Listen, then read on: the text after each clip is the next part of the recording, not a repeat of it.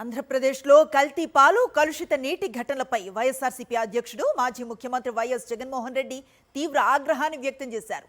రాష్ట్రంలో నెలకొన్న పరిస్థితులపై ఆయన ట్వీట్ చేస్తూ పలు ప్రశ్నలు లేవనెత్తారు.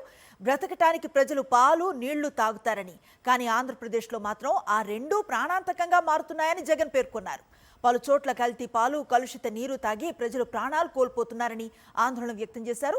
ప్రతి ఒక్కరి జీవితంలో అత్యవసరమైన పాలు నీటి పేరే వినగానే ప్రజలు ఉలిక్కి పడే పరిస్థితి రాష్ట్రంలో ఏర్పడిందన్నారు.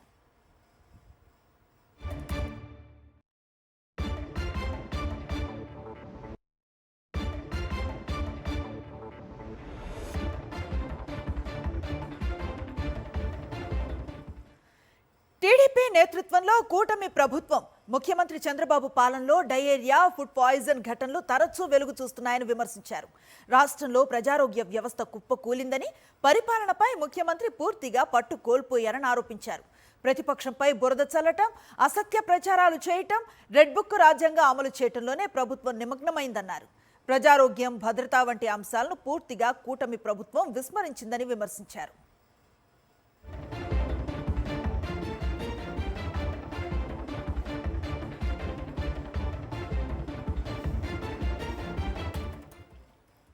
కురుపాం గిరిజన సంక్షేమ బాలికల పాఠశాలలో 16 మంది విద్యార్థినులు డయేరియాతో అస్వస్థతకు గురై వారిలో 5గురిని ఆసుపత్రికి తరలించిన విషయాన్ని గుర్తు చేశారు. ఇదే పాఠశాలలో గతంలో కలుషిత నీటి కారణంగా 2 బాలికలు మృతి చెందగా దాదాపు 100 మంది విద్యార్థినులు ఆసుపత్రి పాలయ్యారని తెలిపారు. అంతటి దారుణ ఘటనలు చోటు చేసుకున్నా శాశ్వత పరిష్కారం దిశగా ఎలాంటి చర్యలు తీసుకోలేదన్నారు వైఎస్ జగన్. అప్పుడు ఆ విధంగా వ్యవస్థ దారుణంగా విఫలం కాగా మళ్ళీ ఇప్పుడు కూడా అదే పరిస్థితి ఉత్పన్నమైందని ట్వీట్ చేశారు.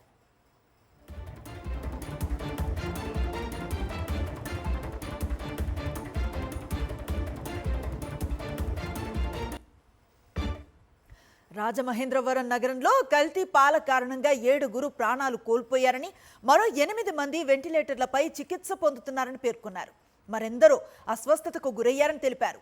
పోషణ ఇవ్వాల్సిన పాలు మరణాలకు కారణమవుతున్నాయన్నారు. ఇది ఆహార భద్రత పర్యవేక్షణలో నిర్లక్ష్యం, సంబంధిత యంత్రాంగాల వైఫల్యాన్ని స్పష్టంగా చూపుతోందని విమర్శించారు.